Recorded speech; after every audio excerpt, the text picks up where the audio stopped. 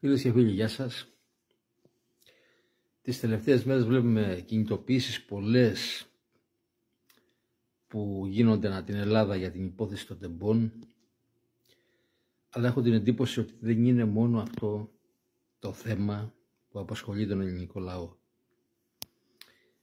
Οι κινητοποιήσεις αυτές, πιστεύω, έχουν μέσα μια οργή για το θέμα αυτό καθ' αυτό και την κοροϊδία της κυβέρνησης όσον αφορά τη συγκάλυψη που κάποιος θέλει να βγάλει λάδι, όπως λέμε, μέσα από αυτή την ιστορία, αλλά ο κόσμος πιστεύω ότι διαμαρτύρεται ταυτόχρονα με την αφορμή αυτή της τραγωδίας που γεννά έτσι μια οργή και μια αγανάκτηση και μια έτσι απέχθεια και μια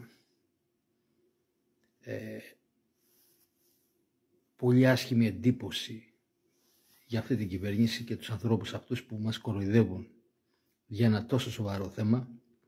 Αλλά έχω την εντύπωση ότι είναι και βαθύτερες, δηλαδή οι αιτίες είναι η όλη γενική οικονομική κατάσταση που βιώνει ο Έλληνας σήμερα, η τεράστια ακρίβεια που εν πολλοίς εξαρτάται από τις πολιτικές της Νέας Δημοκρατίας που εξυπηρετεί τους ισχυρούς, το έχουμε ξαναπεί αυτά πολλές φορές, με αποτέλεσμα όλο αυτό το παζλ γεγονότων, πραγμάτων, ψεμάτων και μη σωστών πολιτικών που εισπράττουμε στο πετσί μας, 1 χρόνο, 1,5 μετά, μόλις